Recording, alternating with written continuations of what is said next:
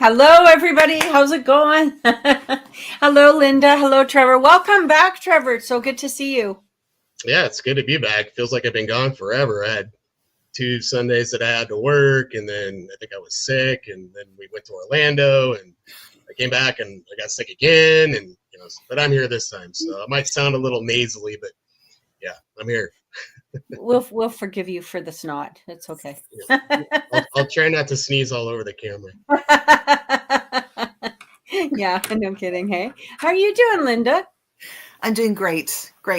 I've been away and then back again, and I had a really great time. I went with an artist, a local artist, to a place called Merrickville, and then her art was being made into puzzles, which was very cool.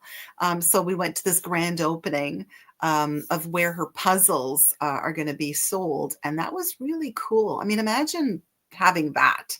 That's kind of cool to see your art in a puzzle.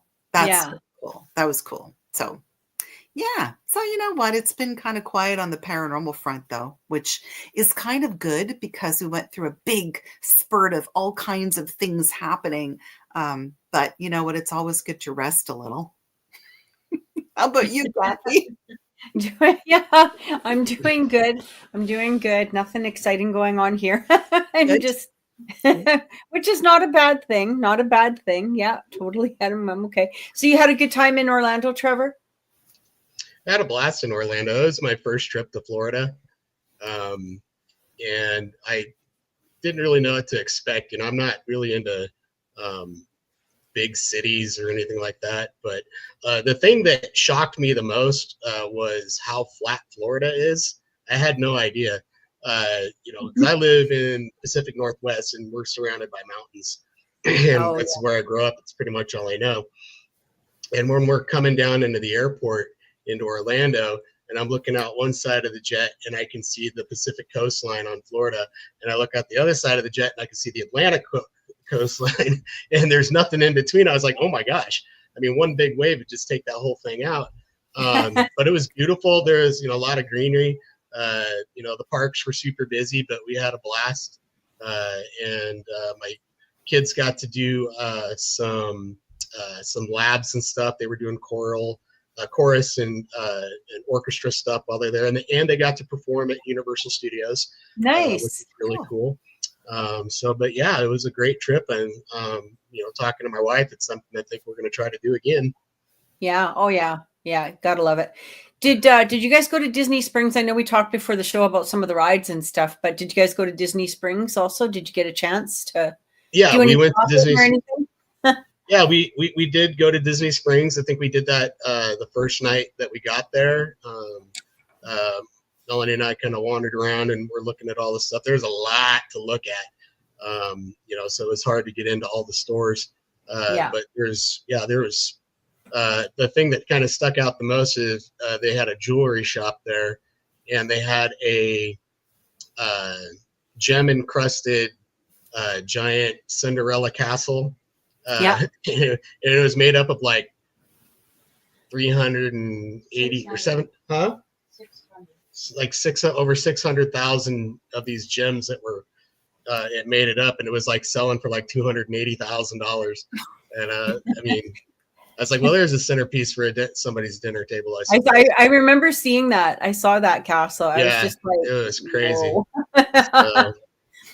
Yeah. So there's a lot of stuff. Everything is so expensive though. So I don't think we bought a few t-shirts and that was about it.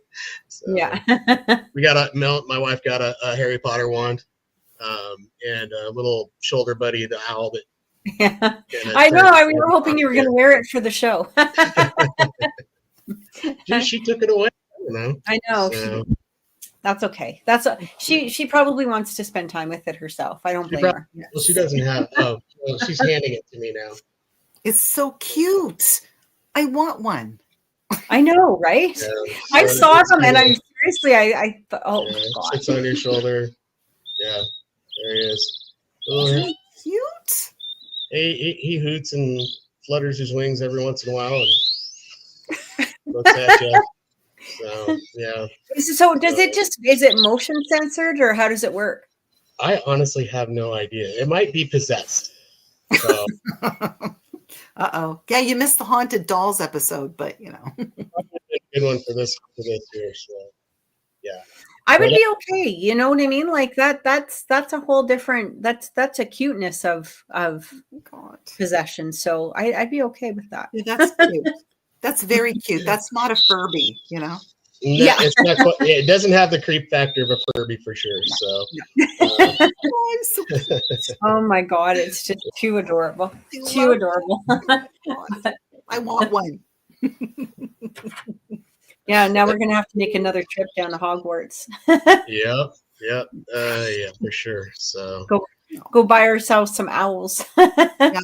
Yeah. yeah, we can all get different color. We can have them just sitting on our shoulders. Right? I like it. I think so. I think I so. like it. So we are today we're actually talking about phone calls from the dead. And I was really looking forward to the show. And I think it's I can't remember how we came up with that topic. Do you remember? I can't remember. How did we come up with that topic? Somebody mentioned it to me, that they had received a phone call from the dead years ago, and it was sort of on my mind. So yeah, kind of weird, eh? Great topic, though. It is a great topic. It's pretty interesting. I mean, I've heard stories about it. It's never nothing direct though, but you see it in movies sometimes, and I kind of wonder if it's kind of linked to like the death visitations or something like that. Yes, I don't know. Could be. I did some research. I did. Well, because we've had a couple of people that have reached out to our team to let us know that they've had this kind of experience. And so I had written like a bunch of notes on it in my, Okay. my big notebook. But what was interesting was there were a couple of things. So first of all, a lot of people said that it's probably their only way of communication, which is why they do it, which I find interesting because these things have gone on for hundreds of years. There are all kinds of reports way back when, and we're talking like that come through teletype and things like that, but also old-timey kind of telephones. But apparently people say, well, it was their only way of communication because we all use telephones. And perhaps they can't reach out any other way.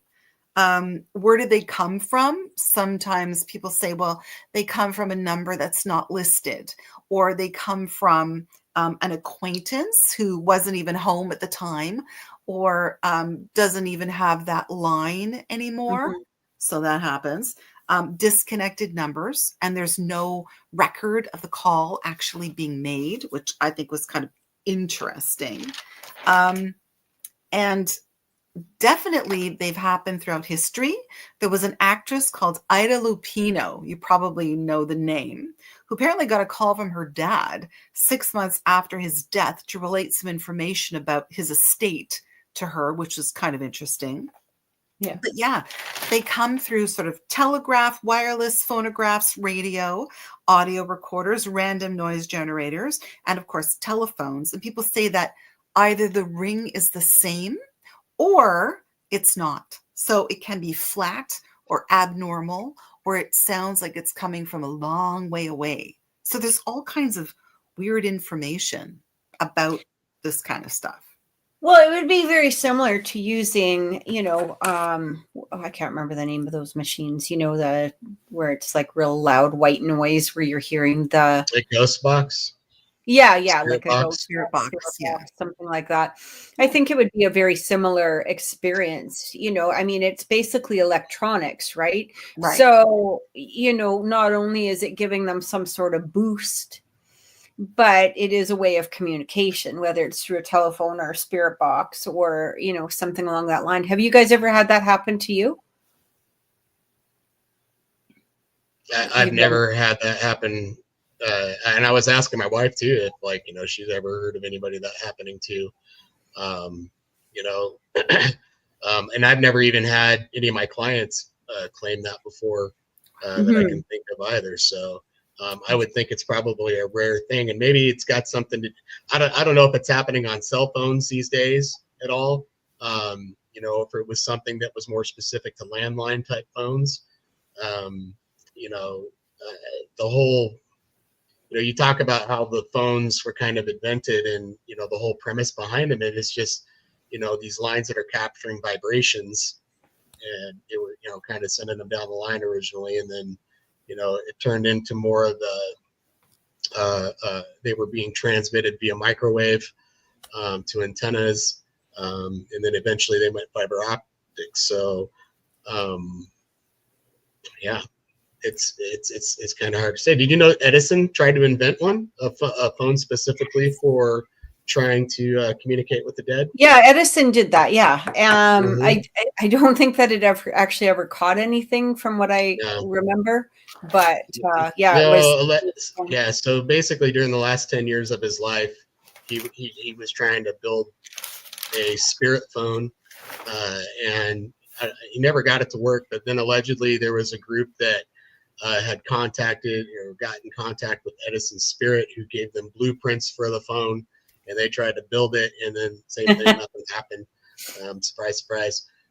But yeah, I mean, so the idea of being able to communicate with the dead, you know, through a means of technology or a medium such as a phone, you know, it's been around since the 1800s. So, well, it's interesting because I had a weird experience, I can say. A few days after my aunt passed, and you know how they do say that things come to you in dreams, right? So I actually had a dream of a conversation or a phone call from the dead. So in my dream, I got a phone call from my aunt who basically said, "Hey, you know, Lynda, how's everything going?" And it was very telling because in the dream, she always made fun of my last name. So instead of actually calling me Lynda Quirino, she would call me Quirino. So she'd make fun of it. So in the dream, she actually said, "Hey, Lynda, how's everything going in the Quirino family?" It seemed really weird because in the dream, she sounded as if she was very far away. And I said, well, and I knew that she had passed. So I said, well, I'm doing okay. You know, how are you? And she said, oh, well, I think I'm okay. And I said to her at that point, where are you? Where are you, Auntie Annie? And she said, oh. And then she said, I don't really know. And then there was this like a buzz. Yeah. And then she was gone. And that's interesting because, and this was a dream. So she obviously came to me in the dream in that way. Right. But when people talk about phone calls from the dead, they often say that, you know, the ring is strange. They sometimes sound as if they're very far away, or that there are other voices in the background, right, that are sort of undiscernible. And also they talk about an abrupt end to the conversation. So either the line goes dead, or they, you know, slam down the phone, or something just happens where you hear a click and then the phone call is disconnected in some way. So very typical of what people say, but I found it really interesting that it would come to me as a dream, because we all know that sometimes spirits are, you know, they won't appear to you sort of physically in the flesh. They may come to you through dreams, but she decided to come through a dream in a phone call. So that was kind of weird. Yeah. We, you know, I think that's actually pretty cool. So it didn't, but she didn't like phone like in 3D realm kind of thing. It was just through the dream. But you know, even still, maybe that's how she could get more information across, or be able to say more, rather than, you know, through formed energy, right? Like she might not have been able to say as much, nor as clear, obviously. Exactly. And that's another thing that somebody who actually reported to us that they had a phone call from the dead said that they suspected that the person, because they passed away sort of unexpectedly and in their sleep. So they felt that perhaps psychologically they were lost and they really weren't aware of where they were, because when they got the phone call from the person, they seemed very confused and kept repeating, "I don't quite know where I am, and it's dark, Mm. and I don't know where I am." But they kept repeating it and not really answering the person, because the person was asking questions like, "Well, what do you mean it's dark?" But they just kept repeating, "It's really dark and I'm lost and I don't know where I am." So Oh, they felt that because they passed away unexpectedly in their sleep, and they weren't really a believer in sort of life after death or consciousness after death, that they were kind of taken aback and mm. kind of like, the tablecloth was kind of like whisked away, and they were in a sort of nowhere land, like they were in a limbo. Well, it depends on how long had it been since they had died that this happened. Oh, like less than 24 hours. Yeah, that's fairly normal. And but here's the thing. So as a medium, we get a lot of people that somebody dies and they come to us right away and they're like, yeah, tap in. I want to talk to my loved one. I'm like, no, I won't for at least 3 to 6 months, because and I know that I know that there's a few, famous psychics that will be like, no, that doesn't happen. That's not true. I won't bugger with it though. I won't, because for me, it's give them a chance to like regroup. And it probably, like, I'm gonna tell you, Lynda, they weren't lost any fucking where. I'm sorry. I don't believe in that shit. You go one way or you go another way. You go wherever. You know what I mean? I don't feel that you're just trapped in that. Like the hauntings and stuff like that, I think those are a different thing. But you know what I mean? But I feel like, and it's not against you. I know it's somebody was telling you that kind of thing. But I feel like if they had just given it a little bit more time, this person, how did they get this person? It came through a phone call? It came through a phone call. Yeah, they Yeah. were probably just really confused. You know what I mean? Like at first, but give it a little bit of time and they'll find their way, kind of, if that makes any sense. Like they'll find where they're supposed to be. Yeah. But I mean, what was really significant was the fact that she did say that this person scoffed at, a consciousness beyond death, that kind of thing. And that really stuck with me, because I thought to myself, well, it would mean something, because if you scoff at that kind of thing, you're really not going to be open to any kind of interaction with anything else around you, whether it's spiritually guided, True. But any maybe spirit was like, okay, you don't believe in consciousness. We're going to teach you that there's consciousness. And when you get it, then we'll ship you over. right, exactly. So they were kind of, yeah, they were kind of earthbound, right? And didn't really know where they were. But I found it interesting that they would Mhm. choose to reach out through a cell phone. But we all know too that a cell phone, right? It's like works on Yeah. frequency. So Yeah. maybe that's the only way that they could do it. And that's obviously what they could do, is reach out through a different frequency. What do you Yeah. think, I Jen? kind of wonder if like it's something where they don't have that physical body anymore. They're made up of energy and things like that. Like in your case, somebody that wanted to talk to you, wanted to get a message across, that they had to somehow manifest something that they knew to contact somebody that they couldn't see. And the first thing that they could think of is a phone, and perhaps there's something, there that's like, I need to communicate. How would I do that? They are Hmm. able to manifest some form of a phone or connect in some fashion like that. I mean, you go with what you know. So, yeah, it is pretty interesting. And any idea? So, a lot of these, it sounds like, happens relatively soon after the person dies, or within months.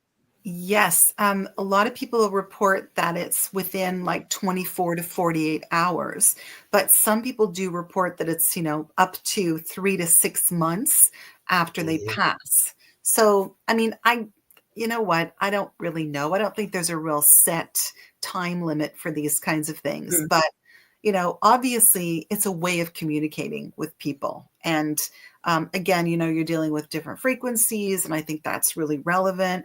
But what's interesting too is that when I had done some research on it, here, let me see if I can find it here.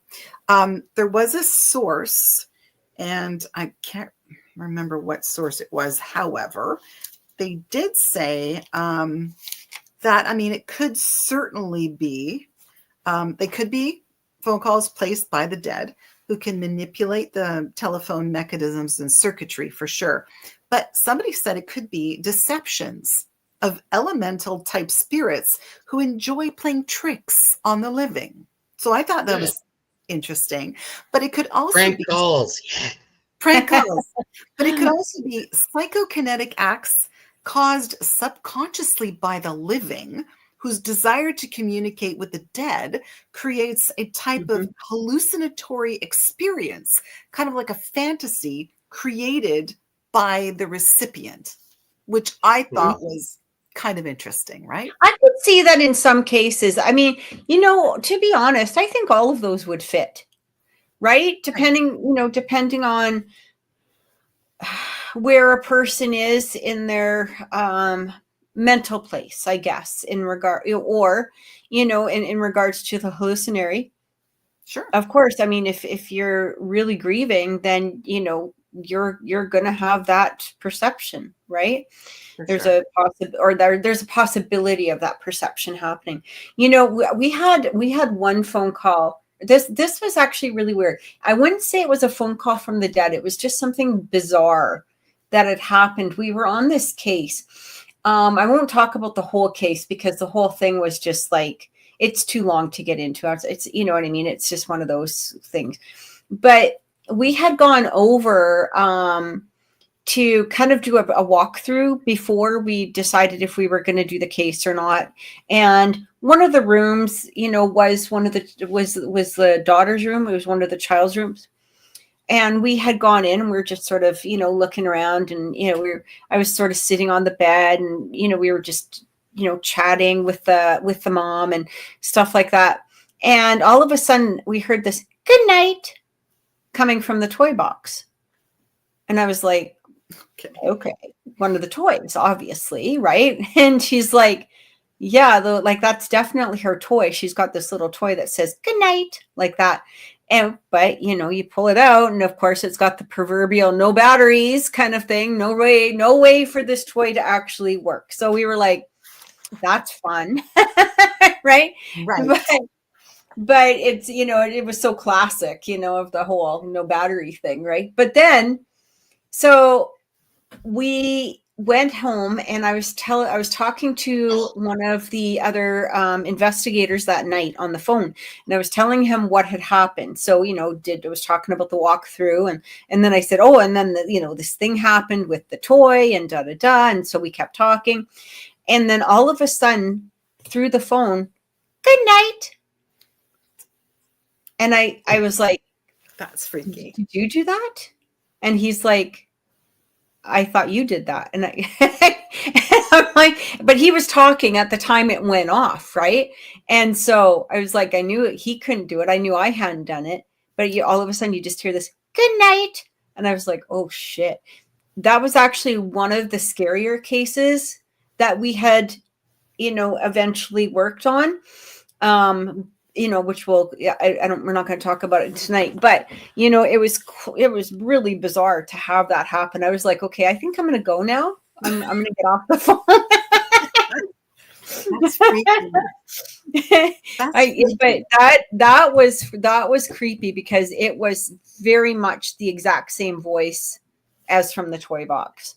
And I was just like, and then I thought, okay, well, maybe because I had imitated it to him. You know what I mean? As we were talking about it, I had imitated, and I said, yeah, we had this freaky thing happen where this toy said "good night." And I thought, okay, well, maybe it was myself, like an echo, how you get that echo where you hear yourself, or, but then he heard it too. And it was, and I thought, because at first you're thinking, okay, it's got to be, something like that. Right. And then, but it was also like 5 or 10 minutes later after I had done it. So I didn't think that, it would regurgitate itself that far away. It was bizarre. It was really bizarre. Kind of freaky. Although, you know what? I remember babysitting when I Yeah. was a kid. So I was like 14, 15. And I used to go and babysit the kids across the street.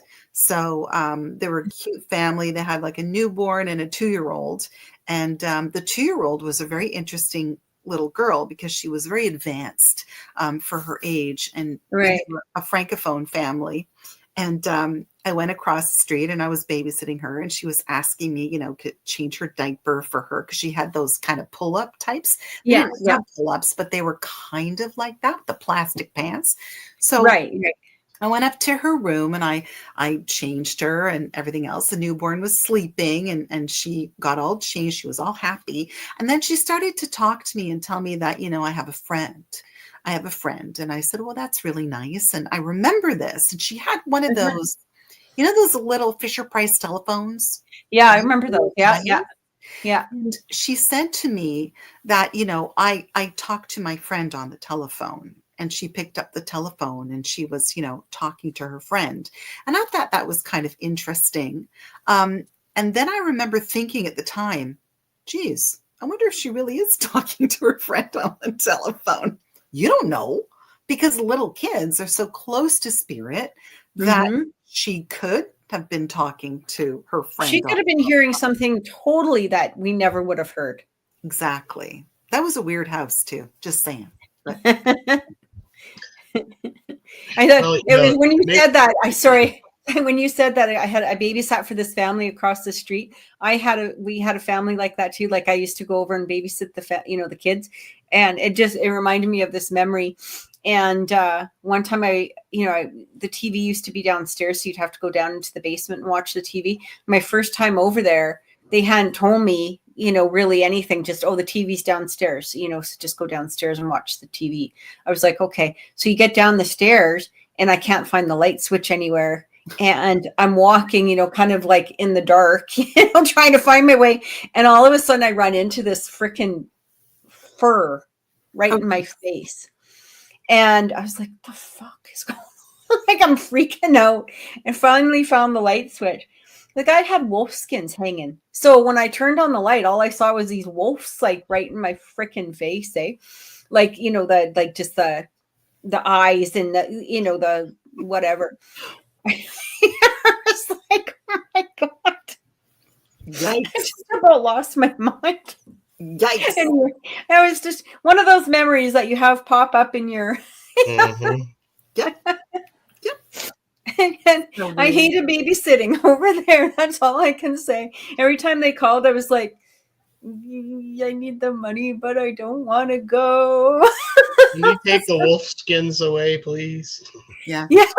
But they were just hanging from the ceiling. Like, I think he might have been drying them out, or, you know what I mean? Like, I don't know. Yeah, they were just, it was just like, but, I was only like 12 years old. So, I mean, it's not like. Wow. Yeah. That's freakish. But what about you? you? So weird. Yeah. Do you have weird stuff like that, Trevor? Not hanging wolf pelts, not so much. But I was thinking about, the old phone systems before we went to cell phones, and the number of times where I'd call somebody, or I'd be talking to somebody on the phone, and all of a sudden you were hearing other voices coming across as well, because we were, like I said, the phone calls were sent via microwave, and sometimes they would overlap, and you would be picking up on other people's conversations, or sometimes it would like CB radios, things like that, and I kind of wonder if how often it was maybe coincidentally you'd get a phone call, and I mean there's a lot of times we get phone calls and you pick up and there's like nobody there, but you can hear those other voices because of the way that that frequency was hitting, and we're thinking maybe that is a ghost phone call. I don't really think it happens with cell phones all that often. Maybe with the earlier technology, I think I can remember once or twice where I might have heard some other voices come across, but it used to happen quite often. with the old landline phones, especially when we started getting into the cordless phones and things like that. Has that ever happened to you? Oh yeah. Like where somebody would be calling and you're like almost hearing another conversation at the same time. Oh yeah. And you're like, the hell is going on?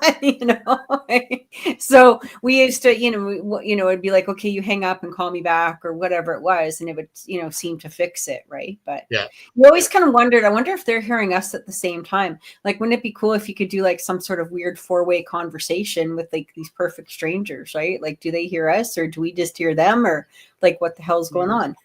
If they did, they never said anything about it, at least not in the call, because I'd be talking to the other person like, can you hear these other voices? And they're like, yeah.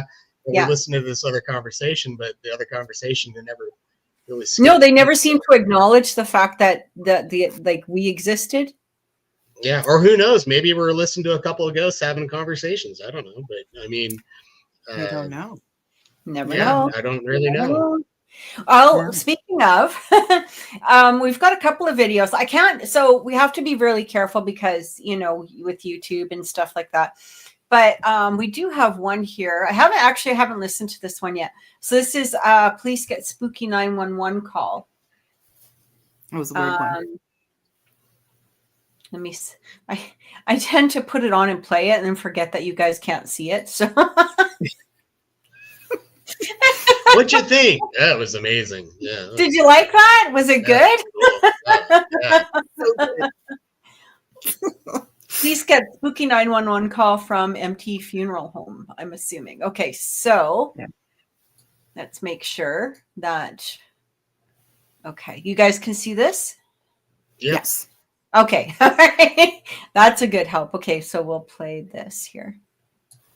Unanswered questions after a 911 call in Pueblo from a funeral home and cemetery. August 11th, just before 3:30 in the morning, the police department communications center got a call that they refer to as abandoned, meaning the other person hung up. So they called back, got an answer, and heard mostly static.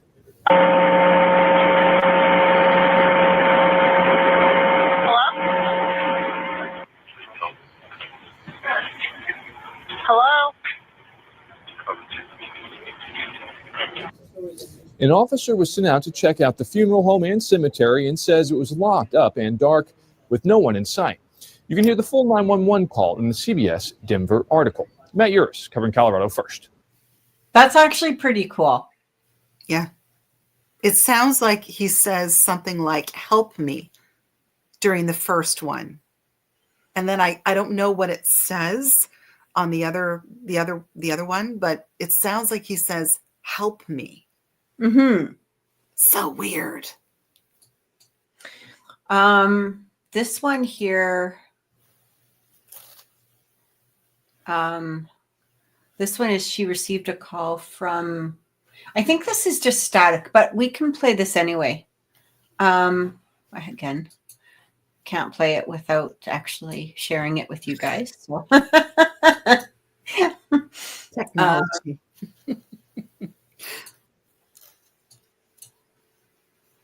There we go. Can you see that? Yes. Okay. A woman received a horrifying call from her deceased brother. A paranormal investigator posted a haunting video where he explains his mother was on the phone with her sister when suddenly she receives a call from the phone number of her deceased brother.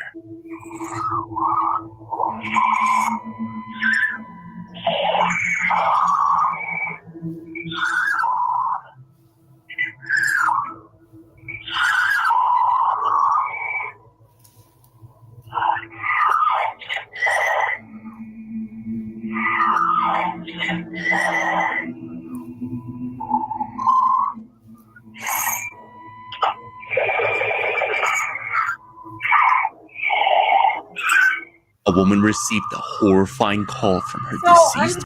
I'm a little bit more skeptical about that one. Me too. Yeah. Because, okay, so first of all, I don't normally record my conversations on the phone. No. So, No. Right. And, but what really put my walls up right away was the fact that it was a paranormal investigator, because how better to get some sort of attention or notoriety or whatever. If it was just, Joe Blow down the street, I would probably have more. It would probably have more credential, right? Yeah. More plausibility Great. than a paranormal investigator, and then this I'm in hell. Fuck off. Yeah. Shut up. Go sit down, ghost. Right? Like, seriously, right? It's really freaky. There are some that actually sound really real, but again, I don't, you're right. I don't record my telephone conversations. I mean, unless, somebody's suing me or some crazy thing like that. Right. Like, yeah, I mean, like, that's something that you would have to be able to oh, but here's the thing. You start hearing that over the phone. Your first thought is not, I got to go find the tape recorder. I got to go figure out how to record this audio, because then you're missing the audio. So, yeah. Unless it was like left as a voicemail or something like that. Yeah. But again, I mean, I had a couple issues with it. Yeah. Number one, I mean, there was a lot to that. And they were putting the words in for you. And I'm like, I don't even know how they're getting a lot of it stuff out of that garble. Yeah. And so as soon as you start putting words up there, that's what you're going to hear. But, yeah, definitely a lot of red flags for me on that one. Something didn't agree with our analogy, Lynda. No. Yeah, something. I don't know what it was, and I don't want to look because it sounded really heavy. Anyway, interestingly enough, I had sent you a recording, which I got that up here. Yeah. The only thing, I can't play the whole 5 minutes. That's the only part. But yeah, I'll do that. But I can play some of it. Yeah, I'm going to say about maybe 3 minutes in. I think it was like quiet. It's weird. So I can tell you what happened. A client of ours had been going through a lot of weird stuff happening in her home. And she sent this particular audio, and it was weird because she said it was on her daughter's phone. Now, her daughter had the phone. You're having dinner, you put the phone next to you, but the record went on by itself on the phone. She didn't even know because her phone was upside down and just on the phone. So it went on by itself, and a weird thing happened. So for the first, I don't know, maybe minute, you hear the phone conversation, a normal conversation about what's going on around the dinner table. And then suddenly it cuts out, and this really weird stuff starts to come through. So it's kind of like almost growling and strange noises in the background. And it freaked our whole team out. So you can maybe just play a little bit of it. Yeah, actually, I might be able to play the whole thing. I just, I was looking at something else. I actually didn't realize that, so I must have missed that somehow, because I actually didn't hear that one. I thought we were looking at the phone calls from the dead, and that was from something else. So I'm going to play this, but I'm going to hold it up to the microphone, and hopefully we can hear it. I hope you can hear it. Even if you just advance a little bit, maybe 30 seconds or so. It's freaky. So you can hear normal stuff at the beginning, and then it sort of cuts out. I don't know. Can you hear it? Yeah, we can hear it. And then it cuts out. And then weird stuff starts to happen. Well, it's trying to now. There you go.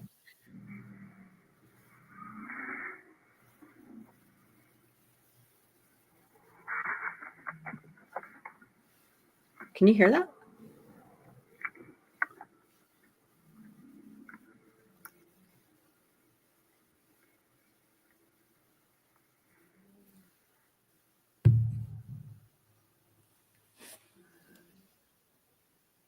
I didn't hear the growling. I heard some like staticky type stuff. It's still going. It starts about maybe a minute in. Yeah. So it's still going. Hang on.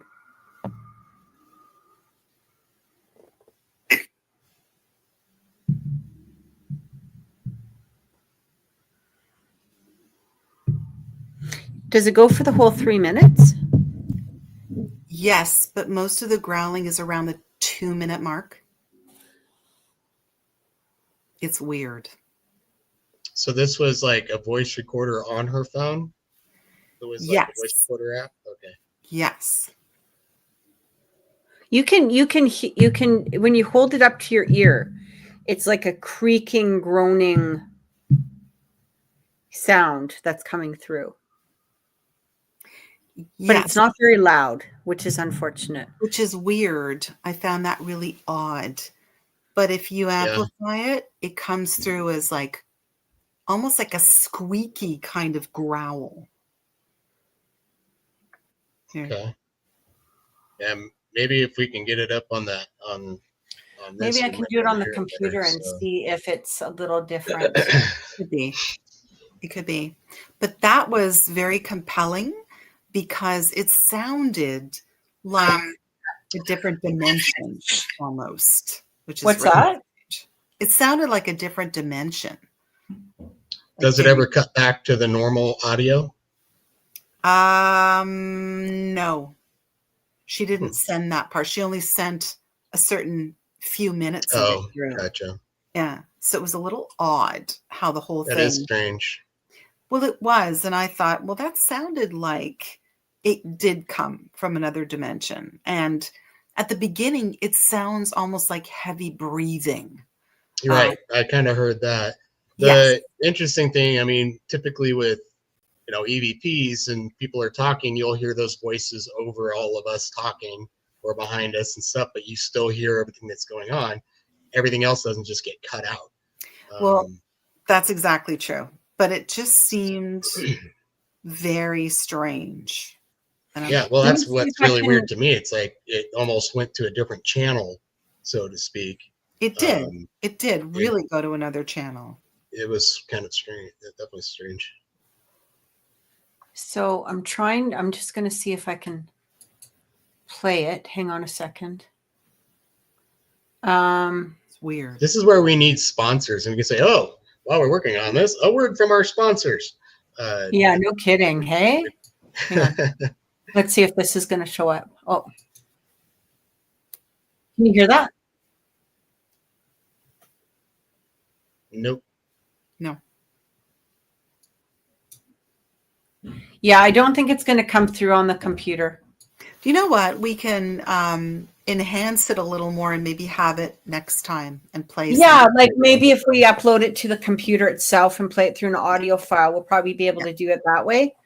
So I normally I would have done that, but honestly, I didn't even, for some reason, I just missed right over that. That's okay. No worries. Not to worry.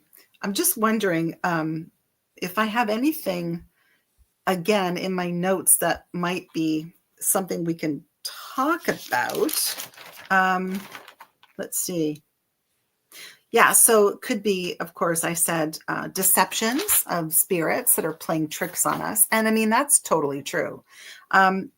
One thing that they talked about were that they believed that thoughts were things. So what they experienced were their thoughts in real life, that they really didn't believe in afterlife. They didn't believe in consciousness after death. But because of where they were, they didn't know what was going on. And you know how thoughts can create our reality. So people were saying thoughts are things. And that kind of got me to thinking about how we always talk about poltergeists, right? How they're kind of manifestations, physical manifestations of, an inner reality or, that kind of a thing. And I kept thinking, well, if they do believe that there is nothing after they die, then their brains wouldn't be able to kind of compute.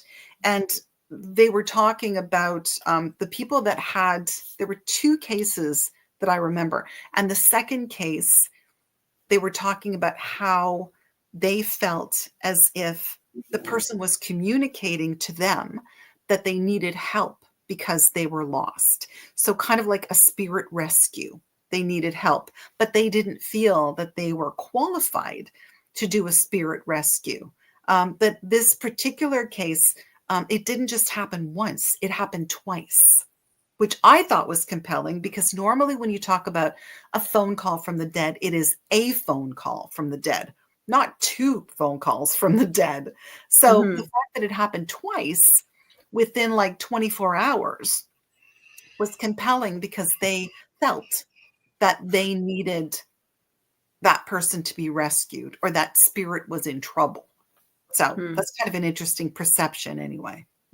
I think I'd buy more on, the more of the pranksters trying to mess with people or something like that. To me, I feel like whether you're a believer or you're not a believer, it doesn't, when you die, whatever's over there is going to be there, and you're going to be like, oh, holy crap, I didn't think this was going to be there. Or holy crap, because like what would happen to, like, the thing is, I don't mean to interrupt you, Trevor, but the thing I have a hard time with, I think that even the people that say I don't believe in anything, they actually, like, they're just scared of like having a belief or a faith in case there's a disappointment. It's almost easier, it's kind of like it's like relationships. I deal with relationships all the time, and I deal with people that are in this place of like, no, I don't want anything. I want nothing to do with it. Nah, it's never going to happen. So I don't give a shit. Blah. And they're like, okay, whatever, be there. But then they're like, well, do you see it happening? No. No, I'm just teasing. Well, and you think about things like they don't want to believe because they don't want to be disappointed. So it's easier to be in that place. But the reality is that they really do want to believe. Right. Perhaps, but I look at it too. It's like, the places that we've never been, or, that you've never seen before, you may not even known existed. If you walk into that place, there's something there. Whatever it is. Talking about the manifestations, though, I still think, kind of what you're talking about is that manifestation we're talking. How can I talk to somebody from this side of the veil, with what I know how to do? Are they manifesting a phone in their hand and like, oh, I know, and they're calling out and saying, hey, I don't know what's going on, but I'm here, and it's and that's the thing about this field. I mean, there's so many questions, and theories that it's so hard to grasp on, what's actually going on. But it makes me wonder, too. It's like, the amount of times that we go out on investigations and we're catching voices, and especially the ones that drive me nuts are the kids. We pick up kids' voices a lot, and I don't understand why. It just seems odd to me that we're catching kids all the time. And but then you start talking about, maybe there's these little prankster spirits out there that are trying to mess with us. I don't know. Maybe there's something to that. It's Lynda and I were talking about that last week. Actually, we brought that up, and and one of the things that I had experienced, and again, it's people are going to argue about it. I don't care. It's my experience. I have not personally run into an actual child that has passed over. It's always been a child that is not really a child, and you're able to tell. It's always the eyes, right? Like you can always tell the child spirit from the eyes, or you can just tell from the behaviors, or, like, because they don't know how to actually behave like a real child. There's going to be a lot of, but when somebody's in grief or somebody's highly empathic or empathetic, it's very easily, mommy, help me, mommy, help me. Well, of course you're going to fall for that shit, right? Like, of course you are. You're going to be all like, oh, okay, yeah, come here. Let me just hug you and keep you forever, right? But that's a lot of the ways that these things get invited into our homes. But I've personally never come across a child spirit. So when you talk about it being maybe possibly a trickster, I fully believe that 100%. Fully. Yeah, during investigations, like Trevor, you probably have experienced this as well. When you go into a location that's, very, very active, and it's happened to me, where you go into a location, you don't really know what to expect. You have your spirit box on, you're doing a spirit box session. And I've had this where I've had someone that sounded like my dad, who has been deceased since 2001, say my name, say Lynda. Yeah. and it was my dad. And I'm thinking, you are not my father. And I knew it. So have you had that happen, Trevor? I've had something similar. Yeah. So, where it's somebody who they're trying to come across as somebody who knows me. And it'd be like, I don't know about this. Nope. I'm going to need to see some ID. Yeah. Yeah, but I mean, there are times where, that I've caught, voices of children that really, I mean, the My Dada clip that I played. And there was on the last team that I was on, they had a clip of a little girl they caught, and then there were some investigators that were investigating a bad smell, and they were sniffing around, and you hear this little girl who talks with a little bit of a lisp, by the way, and she says, "That's silly," because they're like sniffing each other and they're sniffing the floor and things like that, which makes me wonder, and there's stories to support that the child has actually died in the location, but it boggles my mind, that, we talk about after we die and we go somewhere that there would be some form of child that is just here, and I don't know. I really would like to get the bottom of it though. So for sure, I wish there was a phone I could pick up and call the other side right now. What the heck is going on?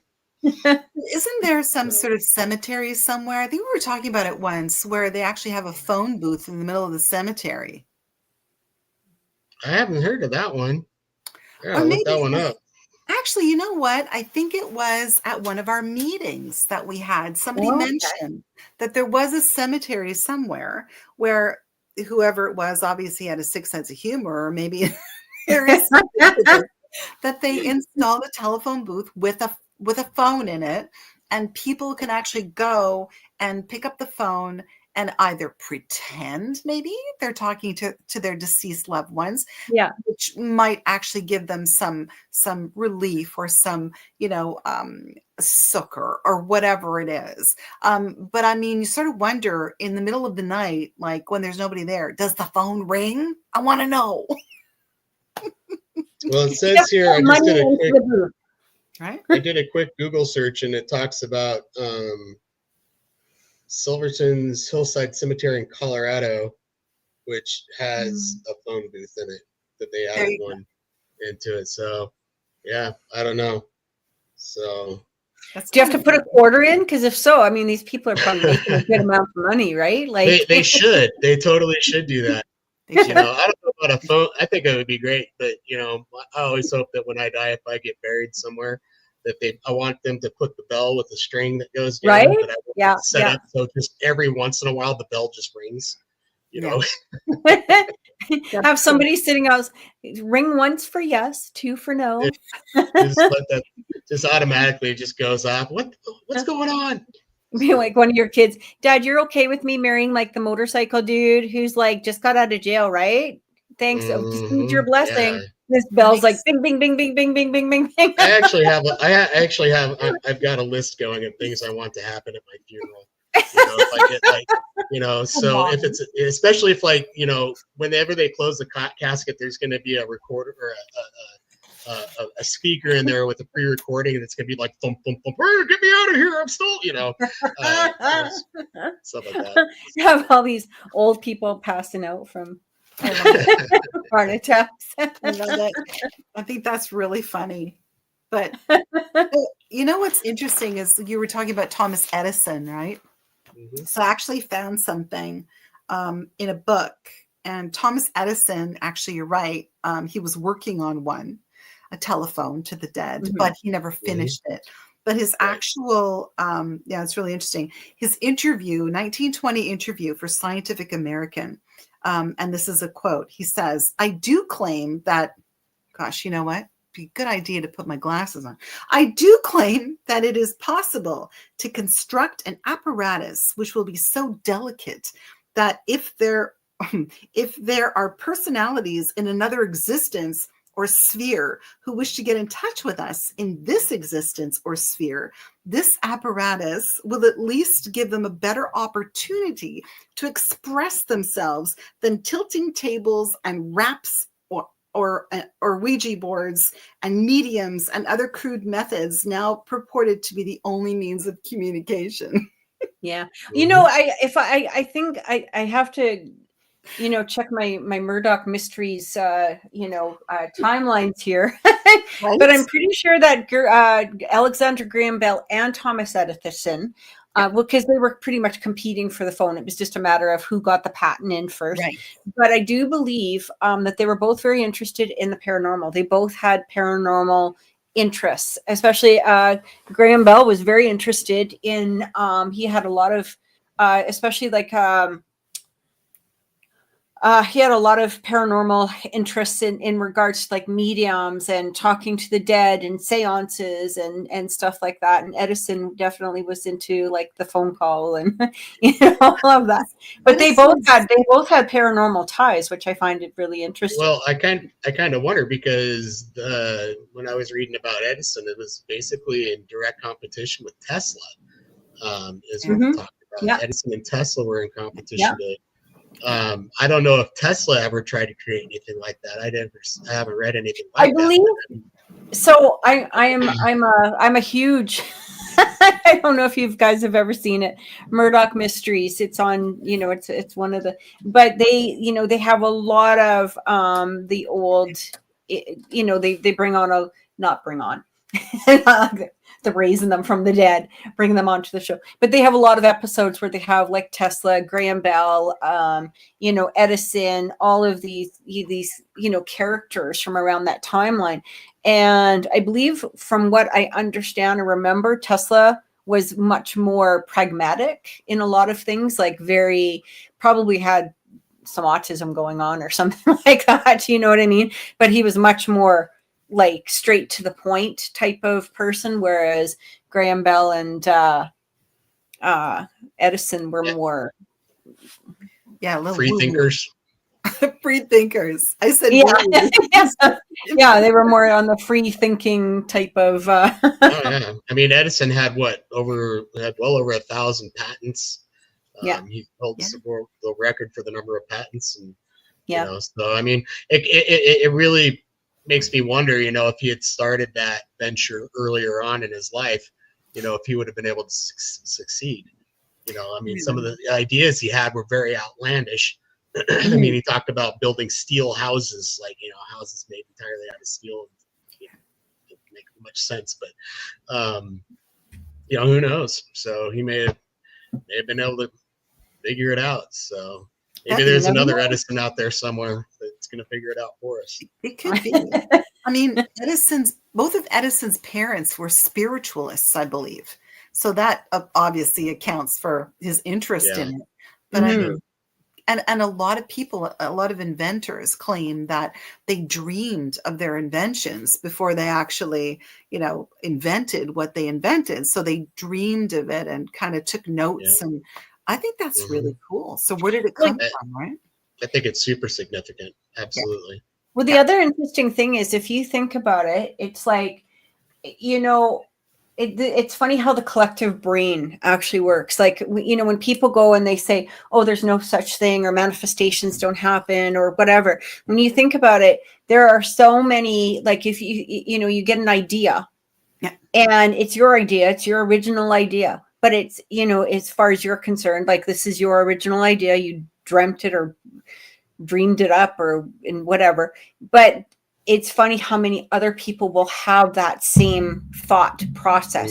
Sometimes it's just a matter of who gets to the finish line. Very similar to Edison and Graham Bell. They both had the same thought. They both were working on it. It's just a matter of who's getting there first, right? But, there's so many other inventions, and, it's when we talk about communication, I mean, they've even done experiments with monkeys, or gorillas, where they've had them on one particular beach, and they taught these monkeys to wash their bananas, because the bananas were all like full of sand and stuff. So they taught them, take it over to the water and wash them off, and then you can eat them.